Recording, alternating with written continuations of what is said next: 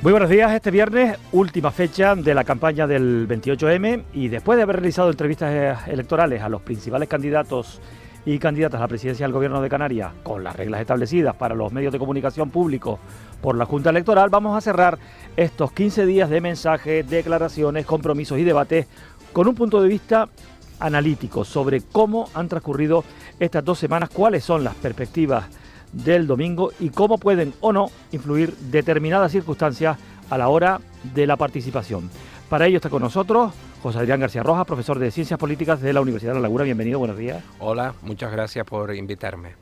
Es un gusto, es un placer. Voy a empezar con una pregunta que usted, supongo que lo primero que hará es sonreír. ¿Quiénes van a ganar las elecciones en Canarias? Vamos a ver, en las autonómicas yo creo que las va a ganar el Partido Socialista Obrero Español. Yo creo que todas las encuestas apuntan ahí. Hombre, puede haber sorpresas, pero yo creo que las va a ganar en número de votos y número de diputados.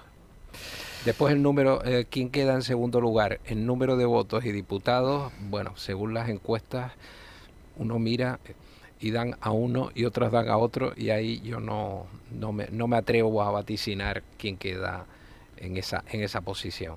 Si echamos la memoria a 4 años atrás, ¿usted recuerda? Aquellas elecciones también fueron, digamos, inciertas, es decir, si nos fuéramos a la previa de la jornada de reflexión, a 48 horas antes de las elecciones, también había incertidumbre, pero ¿usted diría que ahora hay más incertidumbre todavía o no? Simplemente es una dimensión que nosotros ahora tenemos de corta distancia. Yo creo que siempre hay una cierta incertidumbre, y más que por las elecciones en sí, que yo creo que hay algunos aspectos, como yo decía, quién va a ser el segundo, quién va a liderar la oposición o tiene posibilidades tras negociaciones de reemplazar al actual presidente del Gobierno de Canarias. Yo creo que se juegan partidos muy interesantes en muchas islas, en lo que son los cabildos insulares, y también en muchos municipios. Yo creo que ahí es donde está la incertidumbre. ¿Se va a cambiar o no de compañero de gobierno dependiendo de un partido o de otro? Eso es la incertidumbre que crean los resultados. Va a haber islas que, digamos, de alguna manera tienen un pacto que se tolera por sus comités regionales, pero que rompe con eso que se llamaba los pactos en cascadas.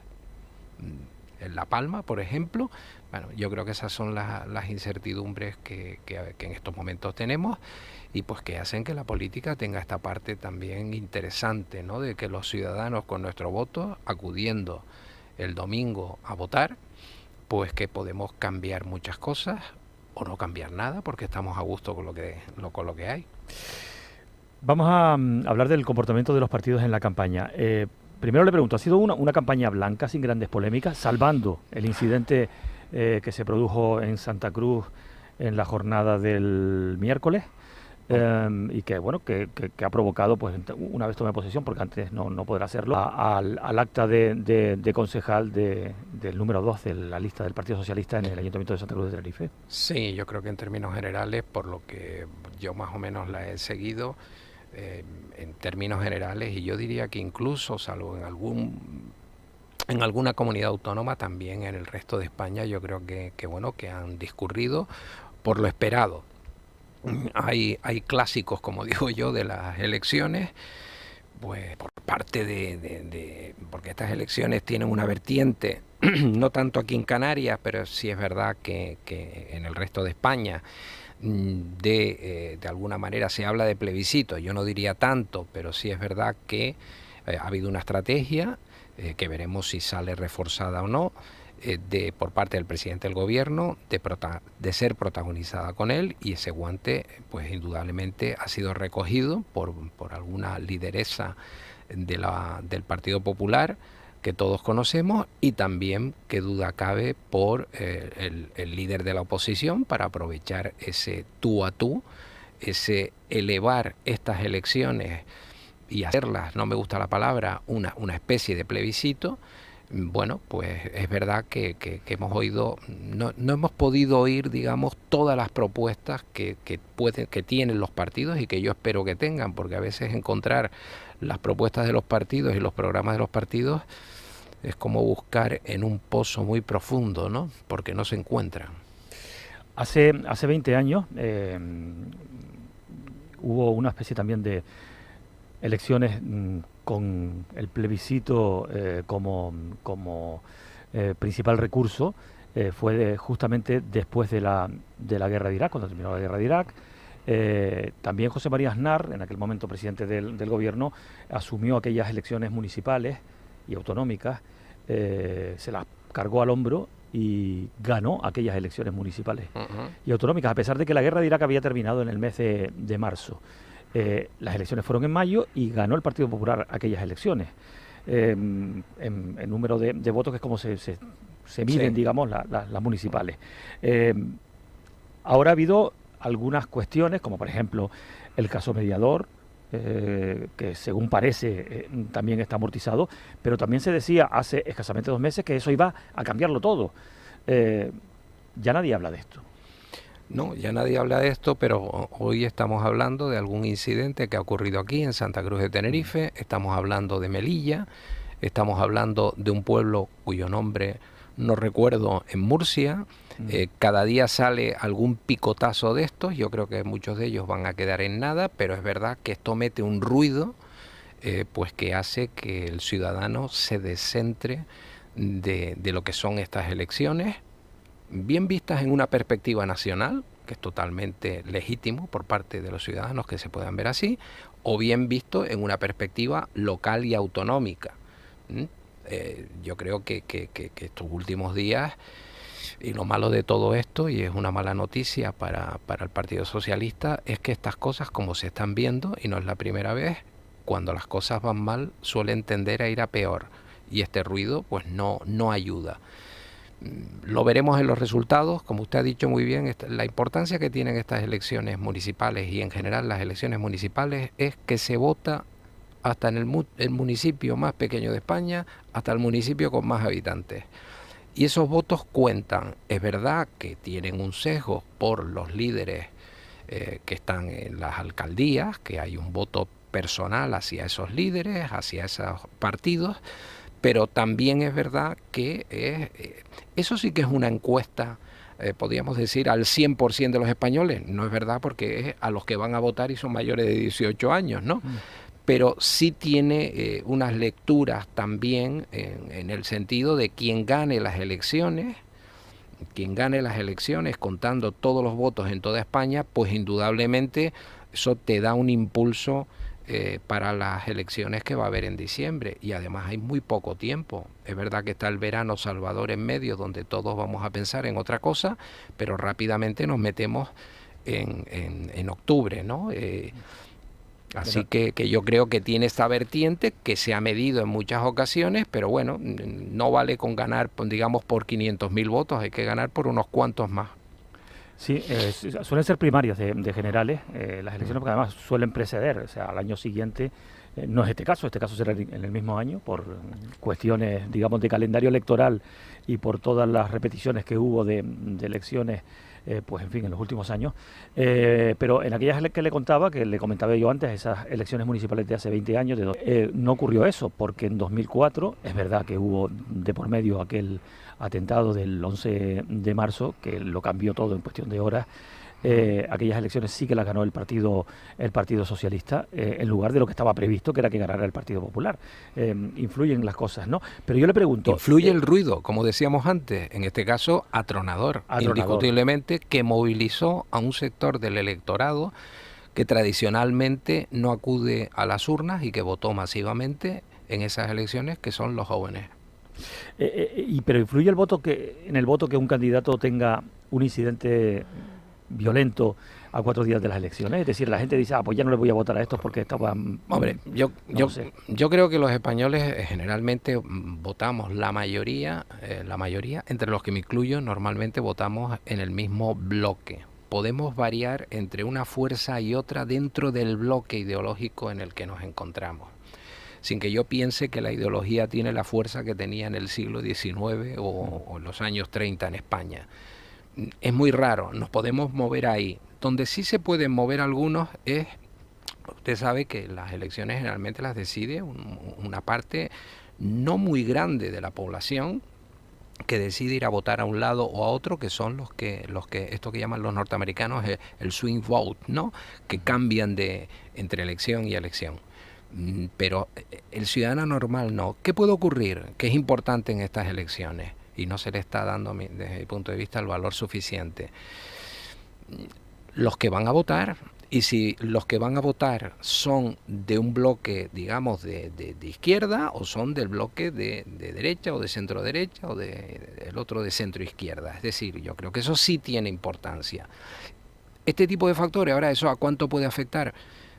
Pues entre usted y yo, lo que afecta a la campaña electoral, ¿qué moverá? Menos de un 5% del voto. En este caso yo creo que todavía menos, y vuelvo a repetir, lo va a mover votantes que pensaban votar y asuntos como este que pueden decir, bueno, para ver este espectáculo me quedo en mi casa, por ejemplo. Importancia de la campaña. Yo creo que las campañas, además las estamos viendo, no van dirigidos a todos los ciudadanos. Si uno mira las campañas, va siguiendo los mensajes, van dirigidos a movilizar a los respectivos bloques. Y si de camino convenzo a alguien, pues mejor que mejor, ¿no? Pero en esta perspectiva, pues también veremos quién ha logrado movilizar, porque yo creo que hay unos bloques que están prácticamente equiparados, tradicionalmente. Es verdad que actualmente le está pasando al bloque de la izquierda lo que le pasó al bloque de la derecha, que hay más opciones, y eso indudablemente va a restar más en ese bloque de izquierda que en el bloque de derecha. Pero ahora veremos quién logra movilizar. Y yo no sé si llueve mucho ese día. Todos estos hechos que nos pueden parecer un tanto estúpidos, sin embargo tienen su fuerza. Y si hace mucho calor y apetece ir a la playa, y bueno, total, parece que las encuestas dan que gana no sé quién. Ahora, ¿eso a cuánto mueve? Mueve de los que han decidido que van a votar, yo creo que es muy poco. Luego le pregunto por las circunstancias especiales de este fin de semana en Canarias, pero antes, ya que habla usted de movilización, llegó un momento, y le pregunto si esto tuvo una causa o un conjunto de causas. Hubo un momento en que los partidos, en lugar de tratar de movilizar a la gente, han tratado de desmovilizar al votante del partido rival. Y se ha convertido en algo absolutamente, bueno, que lo hacen absolutamente todos los partidos, es decir, tratan de desmovilizar al votante del partido al que se enfrentan, el que es el rival. ¿Cuándo y por qué empezó a ocurrir esto? Bueno, yo creo que todas estas cosas no vienen de un país con tradición democrática como es Estados Unidos, ¿no? Y yo creo que, siempre lo digo, ¿no?, que España de Estados Unidos no suele copiar lo mejor, sino suele copiar lo peor. Bueno, lo vemos en los debates. Los debates cada vez, ¿no?, las propuestas que se están haciendo. Bueno, a lo mejor yo es que soy muy torpe, pero propuestas en sí no veo, entre otras porque no hay tiempo, con los tiempos que hay en la... En fin, yo entiendo que todos quieren estar en un debate, pero no todos encabezarán listas, pero todos somos conscientes que aquí en Canarias, opciones de llegar a la presidencia del gobierno de Canarias, opciones reales, tienen 3.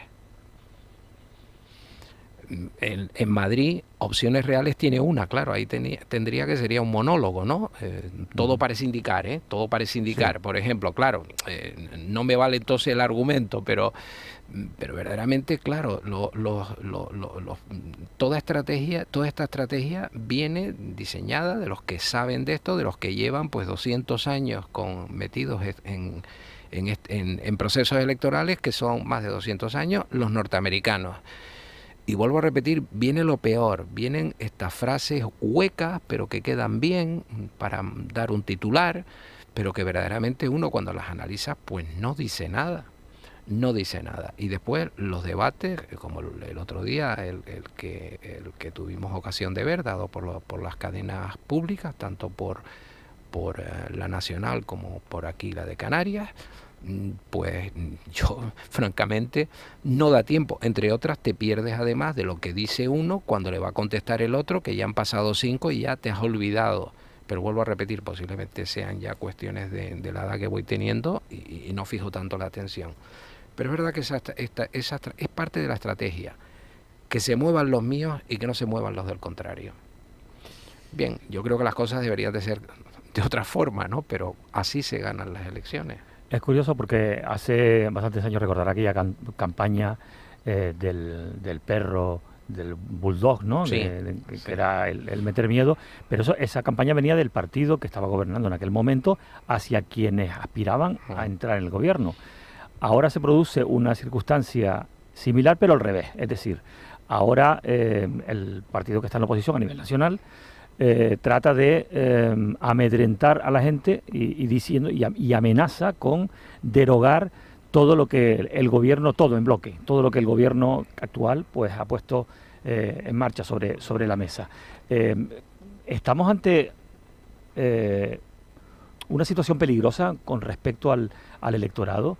Esto no terminará influyendo de una manera determinante en la participación en los próximos años. ¿Se terminará convirtiendo esto en algo realmente peligroso, que se haga peligrar los pilares de la democracia? Porque al final la gente termina cansada de este tipo de mensajes que, en lugar de ser propositivos, son todo lo contrario, son destructivos. Pero bueno, yo creo que esto es otro clásico, ¿no? Vamos a ver, ¿alguien recuerda eh, las leyes de educación, por ejemplo, que deberían de estar con el 80% del apoyo parlamentario? Bien, aquí este gobierno también ha derogado leyes que venían del anterior, a las que no se le ha dado mucha vida. Hay leyes que están muy discutidas, con informes que no se han tenido en cuenta, y no las voy a decir yo, y más en un día previo a un día de reflexión, y que por lo tanto hay buena parte de la ciudadanía que piensa que se deben cambiar. Yo le voy a decir hay una ley de universidades ahora que los rectores están bastante disconformes. Es verdad que no ha habido movimientos en la calle, lo cual a mí me ha llamado la atención. Bueno, pues posiblemente no sabemos si va a durar lo que un caramelo a la puerta de un colegio cuando salgan, pero esto es parte de la historia que tenemos nosotros en Canarias. De todas maneras, hombre, lo del Doberman era una cosa, bien, fue una estrategia. Doberman era, yo le había dicho bueno, da lo mismo. Eso venía de la campaña de Bush padre contra Dukakis en su momento, ¿no? Que le sacaron, que había sacado gente de prisión y tuvo la mala suerte, pues en fin. Bien, yo creo que en la mente de muchas personas está que hay una serie de normas. Si los gobiernos, en vez de, como sé que tengo este grupito, intentaran también consensuar determinadas leyes, a mí me parece que esas leyes van a permanecer. ¿Por qué? Pero claro, para eso hay que ceder. Pero claro, si yo cedo aquí y cedo ante la derecha, o la derecha cede ante la izquierda, va a venir enseguida uno de los partidos, digamos, con bastante menos votos y menos diputados, o menos, va a venir traidores, tal y que cual. O sea, que esto entra dentro de toda estrategia. Pero las cosas son así. ¿Cómo deberíamos de hacerlo? Hombre, ahora se está denostando la famosa transición española. Se está denostando. Una transición que fue pactada entre las fuerzas políticas, donde hicimos, y digo hicimos porque lo hicimos todos los españoles, y yo aquello lo pude votar por cuestión de edad. Fue de las primeras cosas que voté. Una constitución con la que nadie estaba, esta es la que yo hubiera sacado si hubiera estado solo. Bien, pero eso rompía una dinámica de la historia constitucional española, donde cuando llegaba el sector más de progreso no contaba con nadie, o al revés, cuando llegaba el sector conservador no cuento con nadie y me lo guiso y me lo como. No, aquí se intentó hacer otra cosa. Hombre, a lo mejor recuperar aquellas formas, yo no digo aquel espíritu como se dice, pero sí aquellas formas, pues nos evitarían todo este tipo de trastornos, ¿no? Y a lo mejor posibilitarían pues que algunas reformas importantes que hay que hacer en la Constitución, aunque la Constitución aguanta bastante bien, pero alguna reforma que hay que hacer, pues que se pueda hacer, pero para eso hay que poner de acuerdo no solamente a los dos grandes partidos, sino pues a partidos como Vox y como Podemos. Digo, para que no se la carguen de alguna manera después, pues presentando algún recurso, intentando sacar réditos de ahí. Y también con el conjunto de fuerzas periféricas de carácter nacionalista, de aquellas que quieren hablar, porque hay algunas que no quieren hablar, indiscutiblemente. Yo creo que todo eso sería positivo y evitaría lo que usted dice, que muchas veces al final pues se cansa uno. Estás conviviendo con una norma y resulta que cuando llega al contrario se la carga. Pero yo no me refiero tanto al tema de las leyes, que también evidentemente son legítimos, nunca mejor dicho, es legítimo que llegue un gobierno y ponga su política sobre la mesa y si tiene la mayoría cambie lo que tenga que cambiar. Yo no discuto eso, yo me refiero más a lo que tiene que ver con las campañas electorales, es decir, si en campaña el mensaje que lanzas es voy a derogar todo lo que ha hecho este gobierno, sin ninguna propuesta, es el mensaje el que probablemente ahuyente. Pienso que no se puede decir eso. Al final, de lo que se trata para hacer un cambio, para convencer del cambio, es que tú traigas mejores propuestas que las que hay sobre la mesa, pero no destruir lo que está. Y entonces, ¿para qué hemos estado estos 4 años? Me refiero un poco a eso. Sí, bueno, eso lo veremos en las generales, ¿no? Ahora podemos tener un adelanto. Yo creo que tampoco es legal, pero no deja de ser legítimo. Es decir, si se buscara ese consenso con la representación de la mayor parte del pueblo canario, del conjunto del pueblo español, etcétera, a mí me parece que eso sería enormemente positivo. Pero todas las campañas han sido iguales. Yo no veo aquí grandes diferencias. Y vuelvo a repetir, posiblemente sea por cuestión de edad y que ya no me fijo mucho. Pero es curioso, ¿no? Hace poco había una encuesta, por eso no hay que fiarse del todo de las encuestas, donde decían muchos ciudadanos que ellos a la hora de votar, más que la persona, se fijaban en el programa. Yo no me lo creo. Es decir, ¿cuántos se han leído los programas de todos los partidos en sus municipios? Si han dado dípticos, que cada vez se dan menos, habrán cogido las 4 ideas que caben. No habrán cometido el error que cometió un partido hace muchos años, que puso las 100 soluciones que tenía, y claro, eso es una empanada mental que no hay quien se lo lea, y menos en 3 folios, porque entre otras te quedas ciego leyendo, ¿no? O sea que verdaderamente las propuestas, bueno, alguna que vemos en un cartel, alguna que se dejó caer por algunos de los que hablaron en el... Pero yo creo que cada vez eso, que vamos a este modelo norteamericano, ¿no? Que quede todo en una serie de frasecitas. Los titulares. Los titulares y demás. Pero bueno, eso es así. La mayor parte no es una cosa que sea únicamente de España, es decir, no es un hecho diferencial español, no es un hecho diferencial canario, sino es que algo que está ocurriendo en la mayor parte de las democracias. ¿Qué soluciones hay? No lo sé. ¿Le ha llamado la atención alguna campaña de alguno de los partidos o de alguna candidata o de algún candidato en Canarias? Pues en general no. En general no. En general tengo que decir que no me han llamado la atención. No se lo voy a comentar, pero el otro día en el debate sí había quienes hablaban mirando, se ve que se lo prepararon muy bien con sus asesores, miraban directamente todo el rato a la cámara, y algunos otros que no. Algún otro que no, lo que me llamó la atención, por ejemplo, pero no le voy a decir quién es. Sí. Pero fíjese que estoy de acuerdo con usted. Entonces, que son las cosas, porque además, perro viejo en política, que es lo que más te llama la atención. Algunos que sus asesores no le dijeron cómo cerrarse bien la chaqueta o mantenerla abierta. Por ejemplo, son cosas un poco tontas, pero da ante determinados electores, pues puede dar una imagen u otra. Yo creo que esos aspectos hay que cuidarlos más de lo que parece, ¿no? Hay que cuidarlos más de lo que parece, esa presentación. Y hablar claro, aunque hables poco, y saber perfectamente qué es lo que tienes que decir, que normalmente es lo que el elector quiere oír. ¿Un debate influye en el voto de la gente? Yo creo que puede influir, pero en muy poca gente. Y con el formato que tenemos aquí en Canarias y que se va extendiendo por todas las elecciones y en toda España, yo creo que al final no influye de manera muy general. Sí se puede percibir, yo creo que lo que sí hace es reforzar el hecho de, pues mira, voy a votar a este y además estoy convencido. Pero voto no creo que mucho. Aquello cuando empezó con Kennedy y Nixon sudando, no se lo había preparado, el otro perfectamente maquillado.